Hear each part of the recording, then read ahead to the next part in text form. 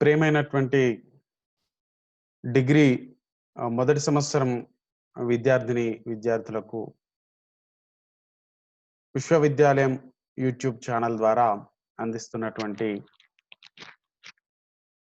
తెలుగు పాఠాల ఈ కార్యక్రమానికి అందరికీ స్వాగతం. డిగ్రీ మొదటి సంవత్సరం మొదటి సెమిస్టర్లో మహాప్రస్థానం అనేటువంటి కవితా సంపుటి నుంచి శ్రీరంగం శ్రీనివాసరావుగా ప్రఖ్యాతి చెందినటువంటి మహాకవి శ్రీశ్రీ గారి రచన నుంచి జయభేరి అనేటువంటి గేయాన్ని మనకు పాఠ్యభాగంగా ఉంది. దాని గురించి మనం 45 నిమిషాల పాటు మనం మాట్లాడుకోబోతున్నాం. అయితే శ్రీశ్రీ గారి గురించి ఒక 40 నిమిషాల్లో మాట్లాడడం అంటే నిజంగా ఇంకా ఎక్కువ ఉన్నటువంటి సమయం. ఏది ముందు చెప్పాలి, ఏది చెప్పకూడదు అనేటువంటి ఎన్నో అంశాలు ఉన్నాయి. అయితే వారి కవితల్ని అర్థం చేసుకోవాలంటే వారి జీవితాన్ని 1930-40 నాటి 40 సంవత్సరాల నాటి కాలాన్ని, ఆనాటి సామాజిక ఆర్థిక వ్యవస్థల్ని మనం అర్థం చేసుకోవాలి. ప్రపంచవ్యాప్తంగా అప్పుడే వస్తున్నటువంటి సామ్యవాద భావాలని మనం అర్థం చేసుకోవాల్సినటువంటి అవసరం ఉంటుంది. అప్పుడు మాత్రమే ఆధునిక కవిత మనకు అర్థమయ్యేటువంటి అవకాశం ఉంది. మరి అంతకంటే ముందు శ్రీశ్రీ గారి గురించి కూడా వ్యక్తిగతమైనటువంటి విషయాల గురించి కూడా మనం ఒకసారి తెలుసుకునేటందుకు ప్రయత్నం చేద్దాం. ఇది మీకోసం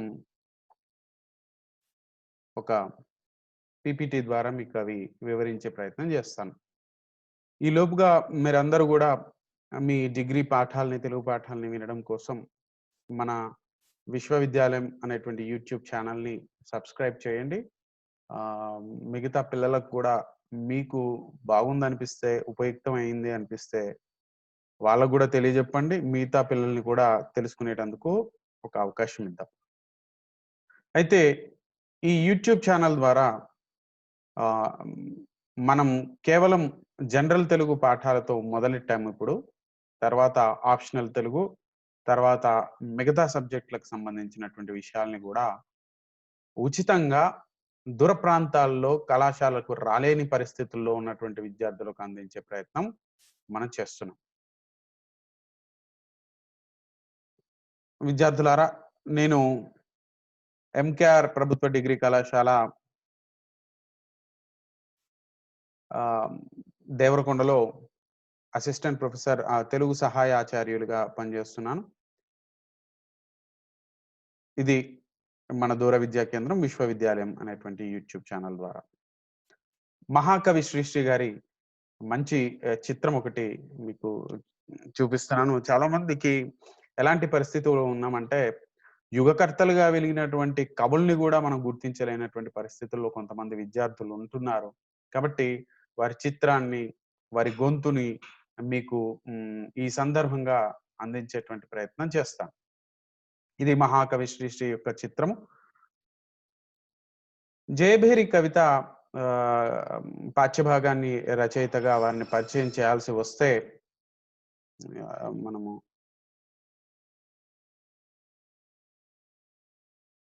శ్రీశ్రీ గారు, వారి పూర్తి పేరు శ్రీశ్రీగా ప్రఖ్యాతి చెందిన శ్రీరంగం శ్రీనివాసరావు గారు. ఆధునిక తెలుగు కవిత్వ చరిత్రలో అత్యంత ప్రభావం చూపినటువంటి మహాకవిగా వారిని మీరు తెలుసుకోవచ్చు. మీరు ఏ కవి గురించి అయినా తెలుసుకోవాలంటే ముందుగా పాఠ్యభాగంలో తెలుగు అకాడమీ పుస్తకాల్లో ముందు చదవండి. ఆ తర్వాత ఇంటర్నెట్లో, అంతర్జాలంలో కూడా వారిని గురించి వెతకండి.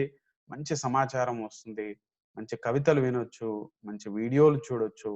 కాబట్టి ముఖ్యంగా విద్యార్థి మిత్రులకు అందరికీ నేను తెలియజేసేది ఏంటంటే, తెలుగు వికీపీడియాను మీరు వాడడం ప్రారంభించండి. ప్రాథమిక సమాచారం అంతా కూడా ఈరోజు మనం మాట్లాడుకునే సాధారణ అంశాలన్నీ కూడా మనకు అందుబాటులో ఉన్నాయి. మీరు తెలుగు వికీపీడియన్లుగా కూడా మారితే నేను చాలా సంతోషిస్తాను. అంటే సమయం వచ్చింది కాబట్టి ఆ విషయాన్ని చెప్తున్నాను. వారు శ్రీరంగం శ్రీనివాసరావు గారు 1910 ఆహ్, విశాఖపట్నంలో వారు జన్మించడం జరిగింది. 1931లో బిఏ డిగ్రీ చదివి రేడియోలో, పత్రికల్లో, వివిధ రంగాల్లో అనేకమైనటువంటి ఉద్యోగాలు వారు నిర్వహించడం జరిగింది. శ్రీశ్రీ తన 15వ ఏటనే 'పరిణయ రహస్యము' అనేటువంటి నవల రాయడం జరిగింది. 15వ ఏటనే 'పరిణయ రహస్యం' తెలవడం మరి నిజంగా అది సాధ్యమయ్యేటువంటి పని కాదు. అయినా మరి శ్రీశ్రీ యొక్క మేధావి దానికి అదొక ఉదాహరణగా మనం చెప్పుకోవచ్చు. ఆహ్, ఆ యొక్క శీర్షికని ఎంపిక చేసుకోవడమే ఒక హ్మ్, గొప్పతనంగా కూడా మనం చెప్పుకోవచ్చు.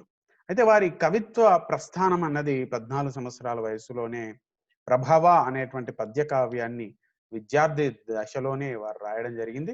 అయితే భావ కవిత్వ ఉద్యమ ప్రభావంతో సాంప్రదాయమైనటువంటి కవిత్వ ధోరణిలో ఆ పద్యం, ఆ పద్య కావ్యం రాయడం జరిగింది. అంటే మహాప్రస్థానానికి ముందు శ్రీశ్రీ ఒక అప్పటి వరకు ఉన్నటువంటి ఒక భావ కవిత్వ కవిగానే, లేకపోతే సాంప్రదాయ కవిగానే మనకు కనబడ్డా, మహాప్రస్థానంతో మాత్రం వారు అప్పటికి ఉన్నటువంటి వారి ముద్రను మొత్తం తొలగించుకుంటూ ఒక యుగ కవిగా, ఒక అభ్యుదయ కవిత ప్రస్థానాన్ని ప్రారంభించినటువంటి కవిగా, రాబోయే కాలంలో విప్లవ కవిత్వ ఉద్యమానికి నాయకుడిగా విన్నటువంటి ఎదిగినటువంటి క్రమం మనకక్కడి నుంచి ప్రారంభమైనట్లుగా మనం గమనించవచ్చు. శ్రీశ్రీ అనగానే మనకు గుర్తొచ్చేది మహాప్రస్థానం అనేటువంటి కవితా సంపుటి మనకు గుర్తుకొస్తుంది. శ్రీశ్రీ రచనల్లో మహాప్రస్థానానికి వచ్చినటువంటి ఖ్యాతి మరి దేనికి రాలేదు అని చెప్పి మనం చెప్పవచ్చు. అంటే శ్రీశ్రీ రచనలన్నీ ఒక ఎత్తు, మహాప్రస్థానం అనేటువంటిది ఒక ఎత్తు. మీరు సివిల్ సర్వీసెస్ సిలబస్‌లో కూడా మహాప్రస్థానం గురించి చదువుకోవాల్సి ఉంటుంది. దాని గురించినటువంటి అనేకమైనటువంటి వ్యాసాలు మీకు ఇంటర్నెట్‌లో, అంతర్జాలంలో దొరుకుతాయి, అందుబాటులో ఉన్నాయి. అవి కూడా మీరు అదనపు అంశాలుగా చదువుకోవాలి. ఒక కవిని మనం ఒక ఒక కవిత దేని నుంచి గ్రహించబడింది? మహాప్రస్థానం అనేటువంటి మన కవితల యొక్క సంపుటి నుంచి గ్రహించబడిందిగా. ఈ ఒక్క కవిత చదవడమే కాదు, దాంతో పాటు మిగతా కవితల్ని కూడా చదివితే ఆయన భావజాలం ఏంటి? ఆయన యొక్క శక్తియుక్తులేంటి? ఆయన శబ్దాలను ఏ విధంగా ఆహ్, అస్త్రాలుగా సంధించాడు అనేటువంటి విషయాలనేవి మనకు చాలా స్పష్టంగా అర్థమయ్యేటువంటి అవకాశం ఉంది. కాబట్టి కవిని అర్థం చేసుకోవటానికి, ఒక కవితను అర్థం చేసుకోవటానికి ముందు కవిని అర్థం చేసుకోండి.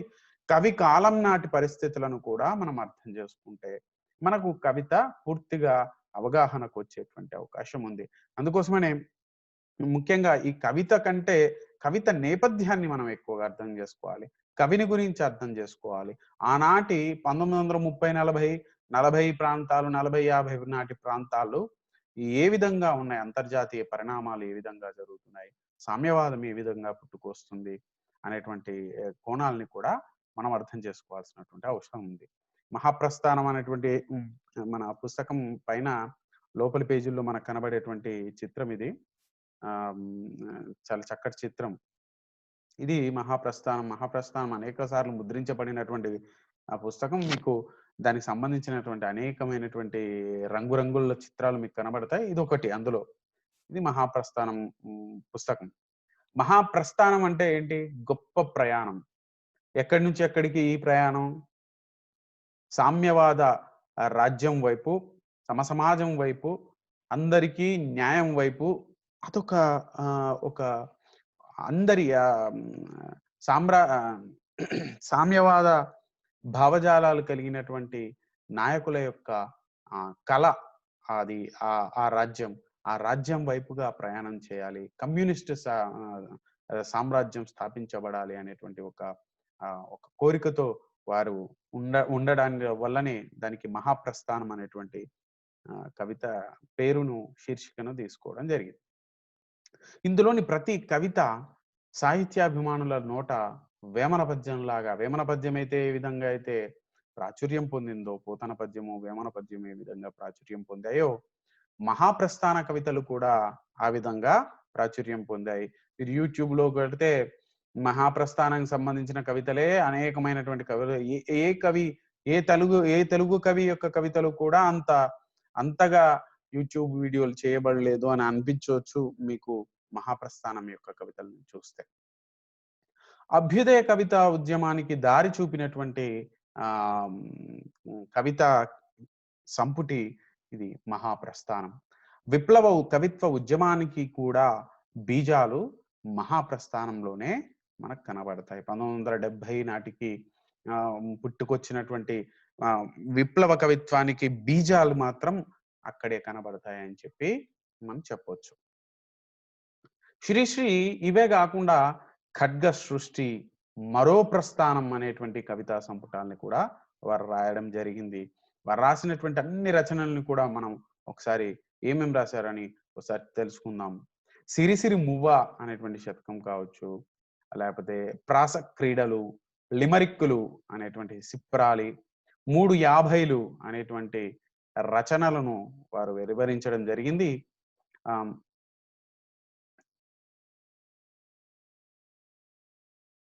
1928లో ప్రభవ అనేటువంటి పద్యకావ్యం రాశారని చెప్పాము. 1946లో వారం వారం అనేటువంటి అది తన రచన. 1950లో మహాప్రస్థానం అనేటువంటి కవితా సంకలనం. 20వ శతాబ్ది తెలుగు సాహిత్యానికి మేలిమలుపు లాంటి రచన. అభ్యుదయ యుగ సాహిత్యానికి అది ఒక నాంది లాంటి రచన. మహాప్రస్థానం కవితా సంకలనం 20వ శతాబ్ది తెలుగు సాహిత్యానికి మేలిమలుపు వంటి రచన. అభ్యుదయ యుగ సాహిత్యంలో అత్యంత ముఖ్యమైన ఖండ కావ్య సంకలనం మహాప్రస్థానం అని మనం చెప్పొచ్చు. 1981 ప్రాంతంలో ఇదే మహాప్రస్థానాన్ని కవితా సంకలనాన్ని శ్రీశ్రీ స్వంత దస్తూరితో వారి దస్తూరి కూడా అంటే వారి చేతి వ్రాత కూడా చాలా విలక్షణంగా మీకు కనబడుతుంది. ఆనాటి రాతలు అంత మంచిగా ఉండేది. అలవాటులు బాగుండేది. వాళ్ళ చేతి రాతలు బాగున్నాయి, వాళ్ళ తలరాతలు బాగున్నాయి. మనము చేతి రాతను ఏనాడైతే మానేసామో బహుశా మన తలరాతలు కూడా మారిపోతున్నాయేమో అనిపిస్తుంది. మరి స్వంత గొంతుకలో ఒక కవి తన కవిత్వాన్ని తానే పాడితే అది నిజంగా వారు ఏ ఉద్దేశంతో వారి కవిత్వాన్ని రాయడం జరిగిందో మనకు చాలా స్పష్టంగా అర్థమవుతుంది వారి గొంతుకలో వింటే. 1956లో మరో ప్రస్థానం అనేటువంటి మరో ప్రపంచం అనేటువంటి రేడియో నాటికల సంపుటిని 1+1=1 అనేటువంటి శీర్షికను మార్చి విశాలాంధ్ర ప్రచురణాలయం విజయవాడ ద్వారా 1974, 1984లో వారి రేడియో నాటకాల సంపుటి కూడా రావడం జరిగింది. 1952లో అమ్మ నాటకం, 1954లో మేమే అనేటువంటిది రచన, 1956లో ఒక తర్వాత 57లో చరమరాత్రి కథా సంకలనం, 1958లో మానవుడి పాటలు నవల, 1958లో సౌదామిని కవితా సంకలనం. పురిపండ అప్పలస్వామిపై తనకున్నటువంటి అభిమానంతో వారిద్దరి మధ్యన ఉన్నటువంటి సాన్నిహిత్యంతో వారు దీన్ని అనువాదం చేయడం జరిగింది. 1964లో 350లు, 1969లో రివ్యూలు, 1970లో శ్రీశ్రీ సాహిత్యం వివిధ ప్రక్రియలు అనేటువంటిది పుస్తకాన్ని శ్రీశ్రీ షష్ఠపూర్తి జరిగింది. ఆ సందర్భంగా అది షష్ఠపూర్తి సంఘం వారు 5 సంపుటాల్లో వారు రాసినటువంటి సాహిత్యాన్నంతా 1970 నాటికి వారు రాసిన సాహిత్యాన్నంతా కూడా వారు ప్రచురించడం జరిగింది. శ్రీశ్రీ షష్ఠపూర్తి సభ ఒక సంచలనమైనటువంటి సభ. మనం ఒక గుర్తుగా చెప్పుకోవచ్చు. 1910లో పుట్టారు. 60 సంవత్సరాలు నిండిన సందర్భంలో షష్ఠపూర్తి జరిగింది. 1970లో ఆ కార్యక్రమం జరిగింది. అలాగే ఇంకా రెక్కలు లుప్పిన రెవల్యూషన్ అని చెప్పొచ్చు. తర్వాత పాడబోయి భారతీయుడా అనేటువంటి వారి సినీ గేయాల సంపుటి, గేయ సంకలనం అనేటువంటి వారి గేయ సంకలనం పాడబోయి భారతీయుడా అని వారి ప్రఖ్యాతమైనటువంటి గీతం నుంచి రాయడం జరిగింది. 1983లో న్యూ ఫ్రాంటియర్స్ అనేటువంటి ఒక పుస్తకాన్ని వారు రాయడం జరిగింది. ఇది వారి మరొక చిత్రం. మహాకవిగా సుప్రసిద్ధుడైనటువంటి శ్రీశ్రీ జీవితం, సాహిత్యం గురించి మహాకవి శ్రీశ్రీ అనేటువంటి గ్రంథాన్ని కేంద్ర సాహిత్య అకాడమీ వారు వెలువరించడం జరిగింది. ఈ పుస్తకాన్ని మహాకవి శ్రీశ్రీ అనేటువంటి పుస్తకాన్ని రాసింది ప్రముఖ పాత్రికేయుడు, భాషావేత్త బూదరాజు రాధాకృష్ణ గారు ఈ పుస్తకాన్ని రచించారు.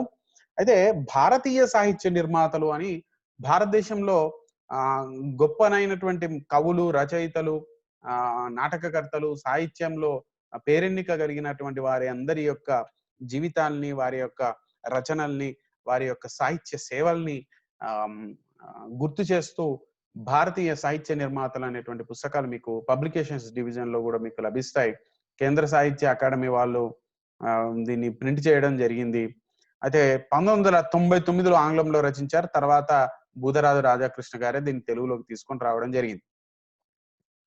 తర్వాత 73లో వ్యాస క్రీడలు, 74లో మరో 350లు, 350లకి మరో 350లు, మరో ప్రస్థానానికి మహాప్రస్థానానికి మరో ప్రస్థానం, ఇలా పేర్లు ఇంచుమించుగా సమానంగా ఉండేటట్టుగా రాయడం జరుగుతుంది.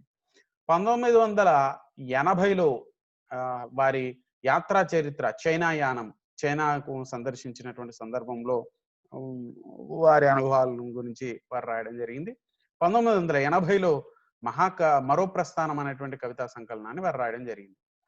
1986లో శ్రీశ్రీ ఆత్మకథాత్మకమైనటువంటి ఒక రచనను చేయడం జరిగింది. దాని పేరు అనంతం.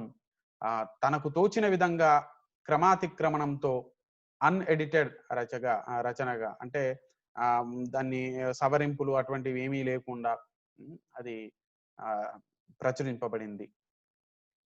1990లో ప్రశ్నలు జవాబులు అని వారి 50లో పత్రికల్లో నిర్వహించినటువంటి శీర్షిక పాఠకులు రాసినటువంటి ప్రశ్నలకు చమత్కారంగా, వివాదాస్పదంగా ఇచ్చినటువంటి, కొన్నిసార్లు వివాదాస్పదంగా వారు ఇచ్చినటువంటి సమాధానాలు, ప్రశ్నలు జవాబులు, పాఠకుల ప్రశ్నలకు సంపాదకుడి యొక్క జవాబు అన్నట్టుగా వారి సమాధానాలన్నింటినీ క్రోడీకరించినటువంటి పుస్తకం అది.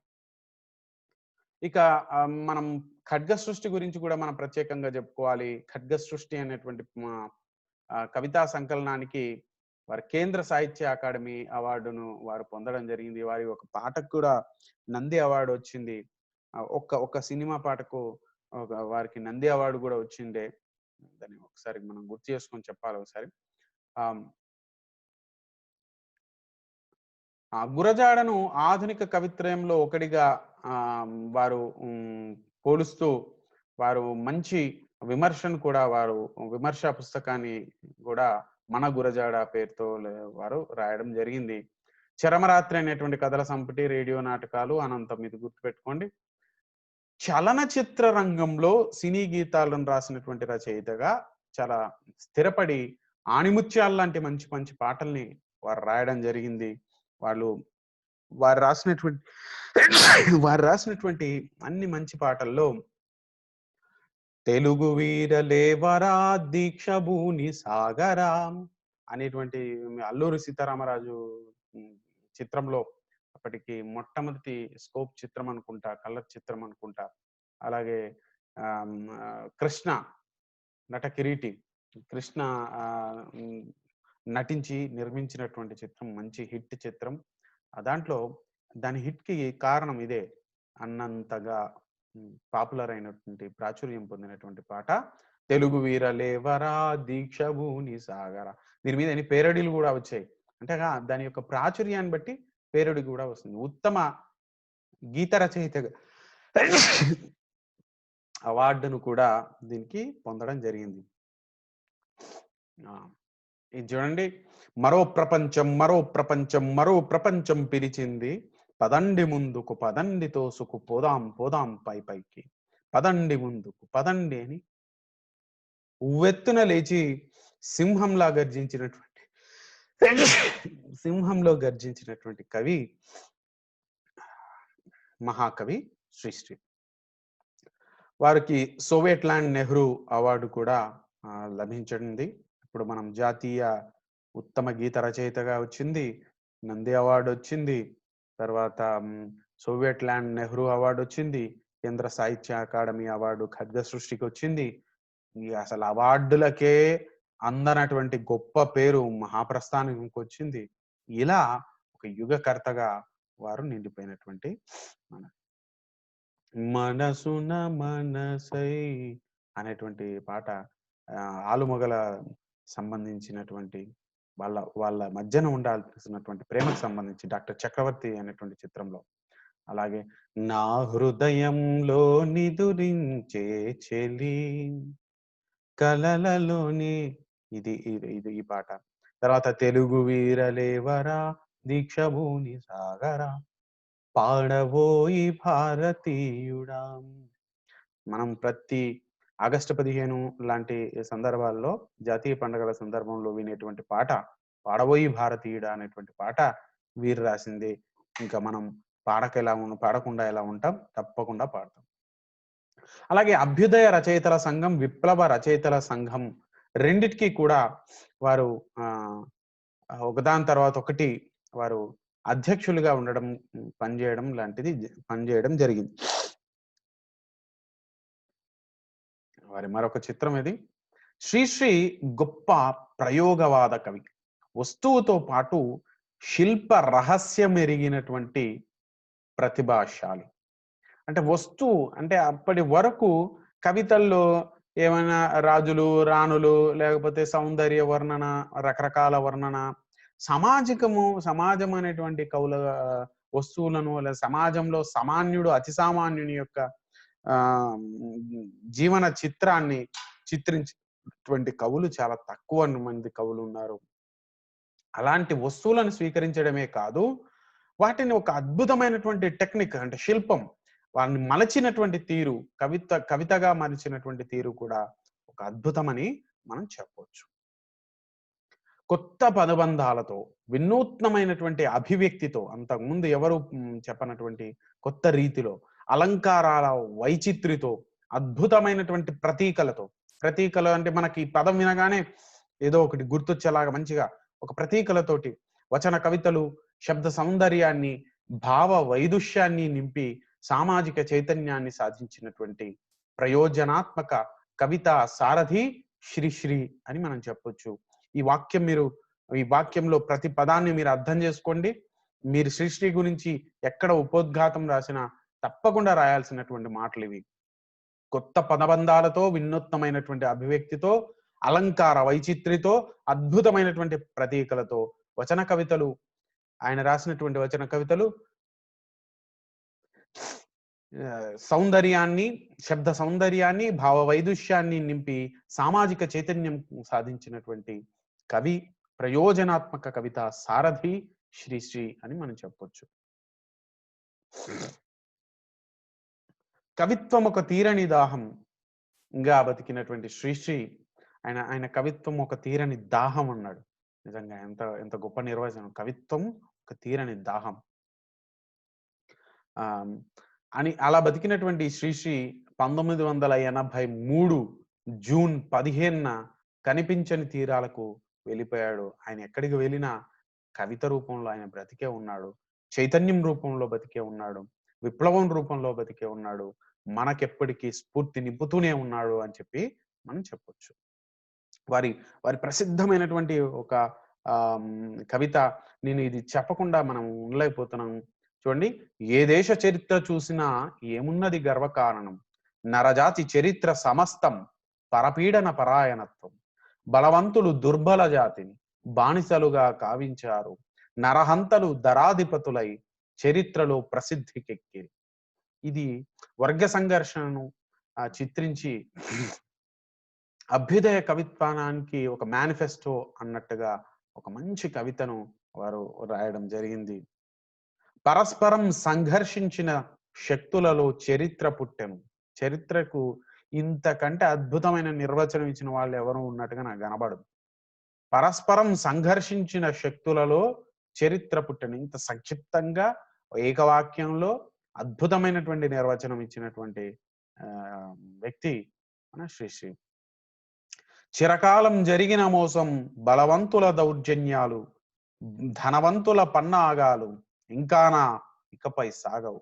ఒక వ్యక్తిని మరొక వ్యక్తి, ఒక జాతిని వేరొక జాతి పీడించే సాంఘిక ధర్మం ఇంకానా ఇకపై సాగదు అని గర్జించినటువంటి కవి శ్రీశ్రీ. శ్రీశ్రీది మనము కేవలం నినాదాలతో కూడినటువంటి కవిత్వం అని అనుకోకూడదు. ఆయనను చూసి ఆయనను చూసి అనుకరించే ప్రయత్నంలో చాలా మంది చేసినటువంటి పొరపాట్లు ఏంటంటే, కేవలం నినాదాలే కవిత్వం అని కొంతమంది బోల్తా పడుతున్నటువంటి సందర్భం. కానీ దాని వెనక లోతైనటువంటి ఆలోచనలు, విప్లవాత్మకమైనటువంటి భావధార, అభివ్యక్తిలో చాలా ప్రత్యేకత, శబ్ద లయలో భావ ఔచిత్యము, ఇలా అన్ని మిళితమై ప్రవహించే ఒక జీవ నది శ్రీశ్రీ యొక్క కవిత్వము అని మనం చెప్పొచ్చు. అంటే శ్రీశ్రీ అంటే ఇది ఇది నేను తెలుగు వెలుగు అనేటువంటి పత్రికల కోసం రాసినటువంటి ఒక ఎవరు రాశారు, తెలుగు వెలుగు పత్రిక కోసం రాసినటువంటి ఒక వ్యాసంలో నుంచి తీసుకున్నాను. మీరు అది అంత అంత అంత సంక్షిప్తంగా చెప్పారు చూడండి. ఒక్క మాటలో అసలు శ్రీశ్రీ కవిత్వం అంటే ఏంటి అనేది చెప్పారు. అందుకే ఆధునిక కవితా సంపుటుల్లో మహాప్రస్థానం చిరస్మరణీయంగా మిగిలిపోతుంది. నవ కవులకు దీపికగా ఒక ఒక ఒక ఒక ఏమంట మార్గదర్శకంగా నిలిచిపోతుంది అని చెప్పి మనం చెప్పొచ్చు. శ్రీశ్రీ కవిత్వం గురించి మనం చెప్పుకుంటూ పోతే ఆయన అనుప్రాసలు, లయలు ప్రయోగాత్మకంగా కాకుండా ఒకటి దాని నుంచి ఒకటి విడదీయలేనటువంటి సందర్భం మనకు కనబడుతుంది. మీకోసం కలం పట్టి ఆకాశపు దారులంట అడావుడిగా వెళ్ళిపోయే, అరుచుకుంటూ వెళ్ళిపోయే జగన్నాథ రథ చక్రాల్ రథ చక్ర ప్రళయ ఘోష భూమార్గం పట్టిస్తాను, భూకంపం పుట్టిస్తాను. నిజంగానే కవిత్వం అనేటువంటి రంగంలో ఒక భూకంపమే మహాప్రస్థానం. దాన్ని భూమార్గం పట్టించాడు, సామాన్యుల జీవితాన్ని అక్కడ చేర్తించాడు. యథార్థమైనటువంటి దృశ్యాల్ని, బాధలతో నిండినటువంటి జీవుల యొక్క వేదనని వారి కవితల్లో నింపి కూర్చి అదంతా తన బాధను ప్రపంచానికి బాధ చేయగలిగినటువంటి ఒక గొప్ప కవిగా చెప్పవచ్చు. ప్రపంచం బాధను తన బాధగా కూడా భావించినటువంటి వ్యక్తి. ఆ దేశ చరిత్రలో ఇది ప్రఖ్యాతమైనటువంటి వారి కవిత్వ పాదాలు. నైలు నది నాగరికతలో సామాన్యుని జీవితం ఎట్టిది, తాజ్మహల్ నిర్మాణానికి రాళ్ళెత్తిన కూలీలెవ్వరు, సామ్రాజ్యపు దండయాత్రలో సామాన్యుని సాహసం ఎట్టిది. అరే సామ్రాజ్యం రాజులు దండయాత్రలు చేసి అని అంటారు. మరి దండయాత్ర రాజు ఒక్కడే చేస్తాడా? మరి రాజు గురించి మనం రాసుకున్నాం, కానీ సామాన్యుడు ఎవరు? సామాన్యుడు ఏమైపోయాడు ఆ సమయంలో? ఒక సైనికుడి గురించి జీవిత చరిత్రను రాసిన వాళ్ళు ఎవరు లేదు. ప్రభువు పల్లకీలు ఎక్కాడు గురించి రాసాం, ప్రభువు పల్లకీలు మోసిన బోయిల గురించి ఎవరు రాయలేదు. శ్రామికుల గురించి రాయలేదు. నిజంగా కష్టపడిన వాళ్ళ గురించి ఎవరు రాయలేదు. ప్రభువెక్కిన పల్లకి కాదోయ్ అది మోసిన బోయిలెవ్వరు. ఇలాంటి పంక్తులు జాన్ మెయిన్స్ఫీల్డ్ రాసినటువంటి కన్సక్రేషన్ అనేటువంటి పద్య పంక్తుల్ని జ్ఞాపకం చేస్తాయి. అంటే మనకు అనిపిస్తుంది, కానీ మీరందరూ ఒక విషయాన్ని గమనించుకోవాలి. మనకు ఒక ఆలోచన వచ్చిందంటే మన గొప్పతనం కాదు, మనం చదివినటువంటి పుస్తకాల్లోంచో, మన అనుభవాల్లోంచో, లేకపోతే మనం విన్న వాటిలోంచో, లేకపోతే చూసిన వాటిలోంచో మనకు మరొక రకమైనటువంటి కొత్త ఆలోచన, మరొక రకమైనటువంటి భావజాలం అనేటువంటిది నిర్మాణం జరుగుతుంది. కాబట్టి దూరంగా ఉన్నటువంటి సాహిత్యాలు, లేకపోతే ఆంగ్ల సాహిత్యం, పాశ్చాత్య సాహిత్యంలోంచి మనం చదివినప్పుడు ఇటువంటి గొప్ప వాక్యాల నుంచి మనం కూడా స్ఫూర్తిని పొంది మంచి కవిత్వాన్ని రాసేటువంటి అవకాశం ఉంది. మీరు ఒక భాషా కవిత్వాన్ని కాకుండా రేపటి ప్రపంచం బహుళ భాషలకు సంబంధించినటువంటి ప్రపంచం కాబట్టి అన్ని భాషలు కాదు, వీలైనన్ని ఎక్కువ భాషల సాహిత్యాన్ని అధ్యయనం చేసేటందుకు ప్రయత్నం చేయండి. గొప్ప భావజాలాన్ని పెంపొందించుకోవచ్చు. మనకంటూ ఒక సిద్ధాంతాన్ని ఏర్పరచుకోవచ్చు. ఒక భావజాలాన్ని, పదజాలాన్ని మనం నిర్మించుకునేటువంటి అవకాశాలు ఉంటాయి. జయభేరి కవిత కోసం బాపు గారు గీసినటువంటి చిత్రం ఇది. జయభేరి కవిత కోసం. ఆహ్, బాపు గారు గీసినటువంటి శ్రీశ్రీ మహాప్రస్థానం కవితలకు బాపు గారు చిత్రాలు గీశారు. అదొక మంచి పుస్తకంగా గూడా మీకు లభిస్తుంది. ఇంటర్నెట్‌లో మీరు జూస్తే. ఈ కవిత గురించి 1933లో ఇది రచించబడింది. శ్రీశ్రీ శ్రామిక లోకం సౌభాగ్యం కోసం నిజంగా అప్పుడు పెట్టుబడిదారీ వ్యవస్థ లేకపోతే సామ్యవాద వ్యవస్థ రెండిటి మధ్యన ఘర్షణ మొదలవుతున్నటువంటి సందర్భం.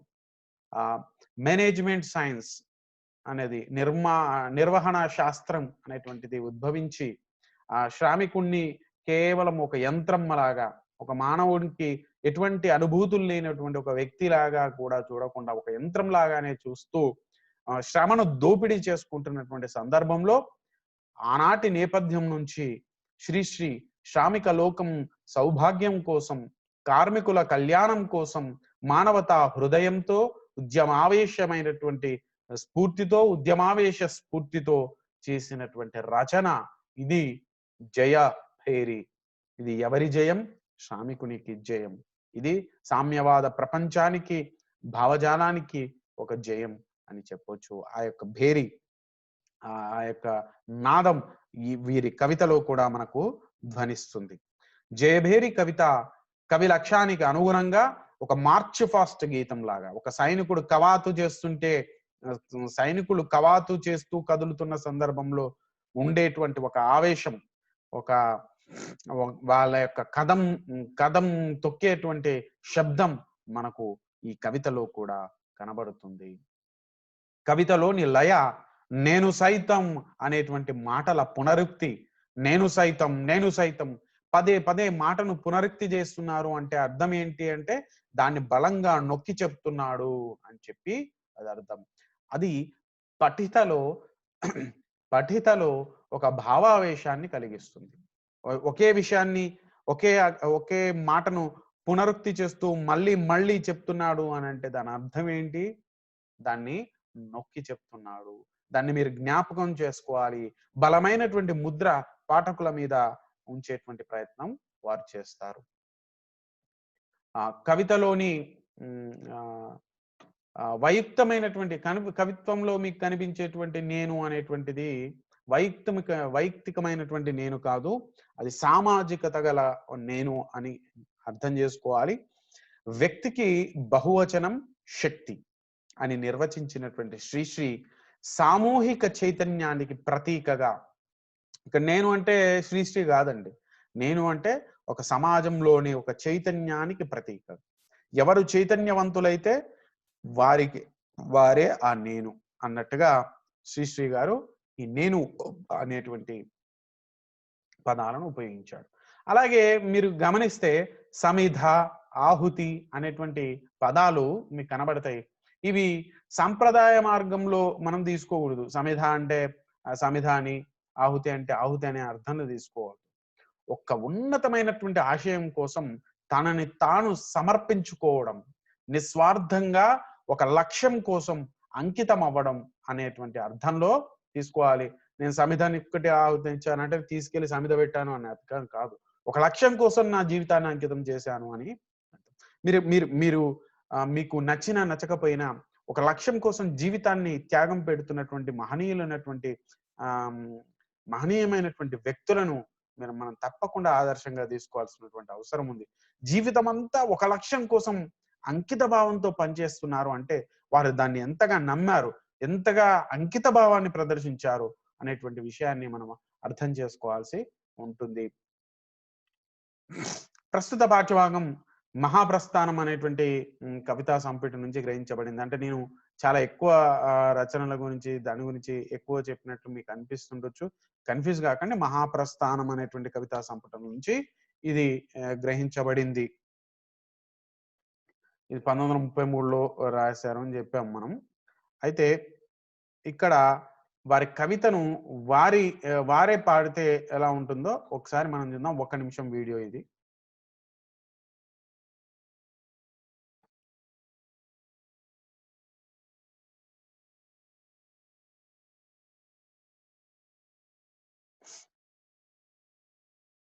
ఓకే.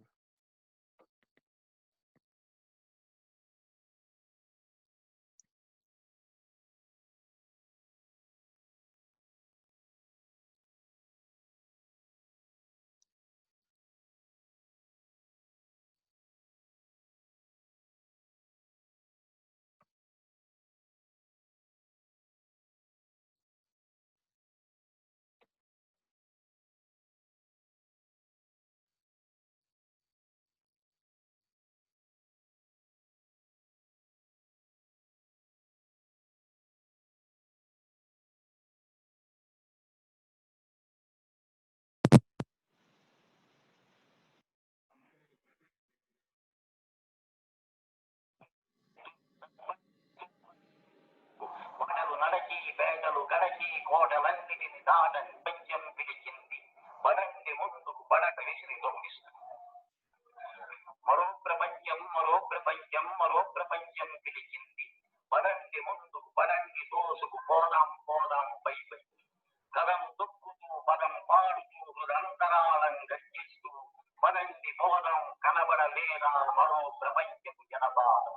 దారి పొడుగునా గుండె నెత్తురులు దర్పణ చేస్తూ పదండి ముందుకు. వానలు నడచి పేటలు గడచి కోటలన్నిటిని దాటండి. నదీ నదాలు అడవులు కొండలు ఎడారులా మన కట్టండి. పదండి ముందుకు పదండి దోసుకు ప్రపంచ నమ్మల గోరెత్తండి. భావవేగముల ప్రసరించండి. పరశురాబ్రముల ప్రళయ ఘోషవలె పెడపెడ పెడపెడ విరుచుకు పదండి పదండి పదండి పదండి ముందు. కనపడలేదా మరో ప్రపంచపు కనకనమంటే క్రీడాగిరి. ఎగిరి ఎగిరి ఎగిరి పడుతున్నవి 80 లక్షల మేరువులు. తిరిగి తిరిగి తిరిగి సముద్రాలు జల ప్రళయ నాట్యం చేస్తున్నవి. సలసల కాగే చమురా కాదికి ఉష్ణ రక్త కాసారం. శివ సముద్రము నయాగరావని ఉరకండి ఉరకండి ముందుకు. పదండి ముందుకు పడండి దోసుకు. మరో ప్రపంచపు కంచునగారా విరామ మెరుగక మ్రోగింది. రాజుల వలెను రేసుల వలెను ధనంజయుని సాగండి. కనపడలేదా మరో ప్రపంచపు అగ్ని కిరీటపు నిగనిగలు. ఎర్ర బావుట ధగధగలు హోమ జ్వాలల పుగ పుగలు.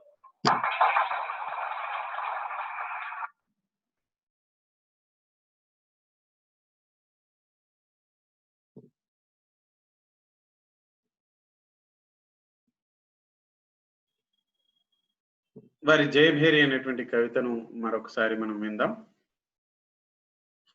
ఇంతసేపు మనం మహాప్రస్థానం మీకు వినబడిందని అనుకుంటున్నా. మహాప్రస్థానం గీతాన్ని వారు పాడినటువంటి సందర్భాన్ని మీరు విన్నారు.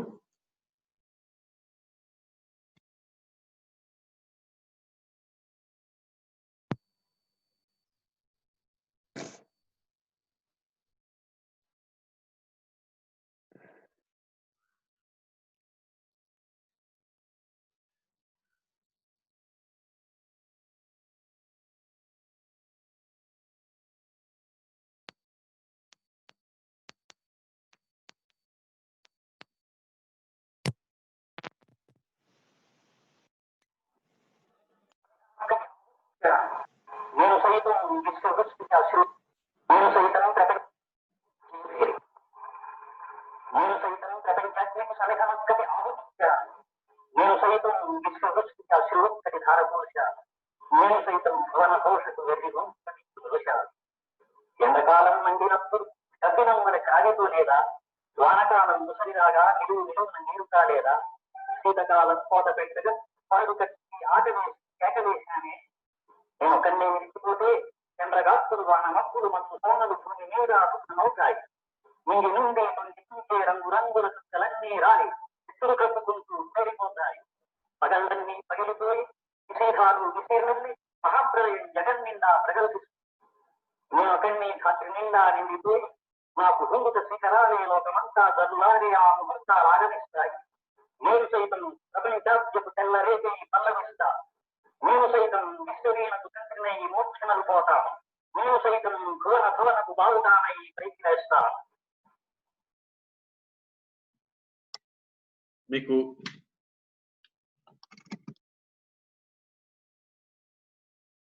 వినబడిందని అనుకుంటున్నాను.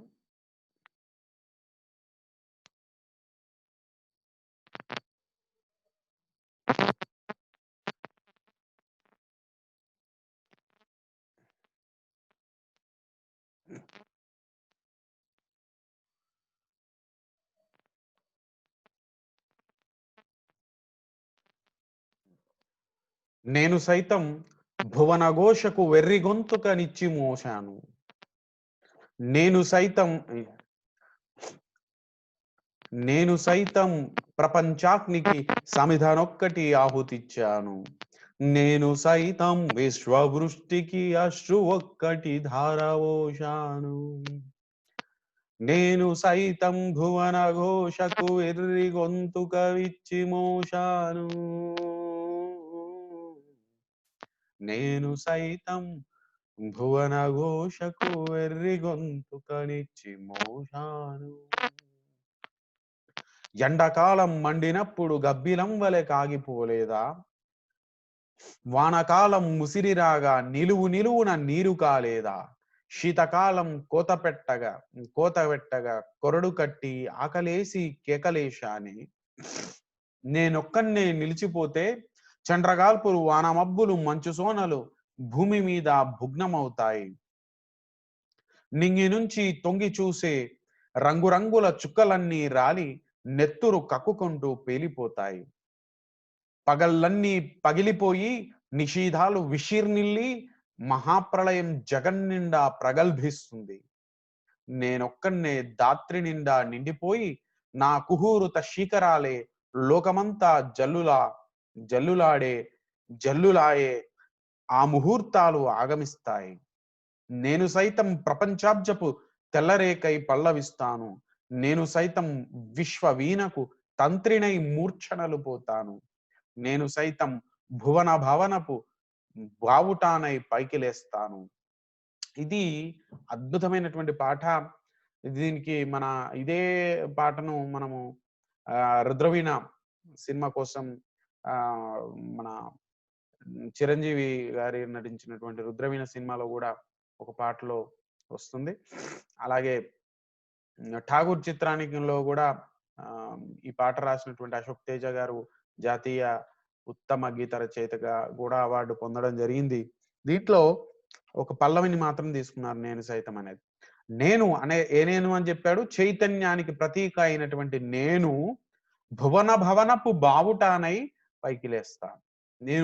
నేను అంటే ఈ చైతన్యం బావుటాలాగా, చైతన్యం ఒక జెండాలాగా, జెండాకు ప్రతీకలాగా పైకి లేస్తాను అని అంటే అర్థం ఏంటి? ఈ చైతన్యం రాబోయే కాలంలో ప్రపంచం నిండబోతుంది. దీనికి వ్యతిరేక శక్తులు, సామ్రాజ్యవాద శక్తులన్నిటినీ కూడా, పెట్టుబడిదారీ వ్యవస్థలన్నీ కూడా కుప్పకూలిపోతాయి. చివరికి నిలిచి ఎగిరే బావుట అది నేనెవరు?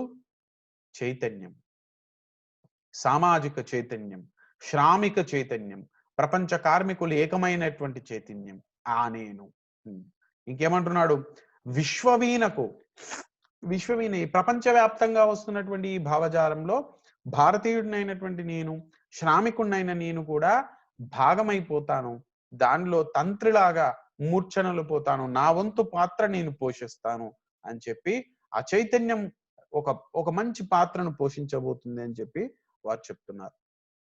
ఇంకేమంటున్నారు?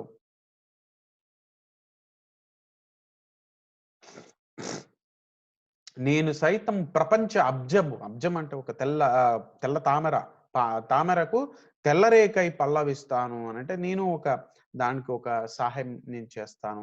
ఆ రూపంలో, ఆ కార్యంలో నేను కూడా భాగమవుతాను అని చెప్పి వారు చెప్తున్నటువంటి సందర్భం.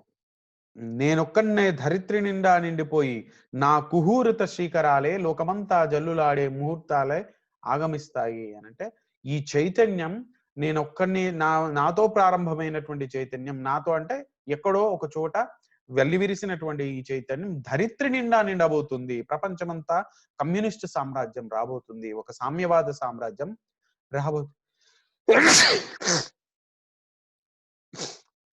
రాబోతుంది అని చెప్పేసి వారు అంటున్నారు. పగాళ్ళన్నీ పగిలిపోయి నిషీధాలు విషీర్నిల్లి మహాప్రళయం జగన్ నిండా ప్రగల్భిస్తుంది. ఇది విప్లవం మామూలుగా ఉండదు. ఎక్స్క్యూజ్ మీ, చాలా జలుబుతోటి ఉన్నాను.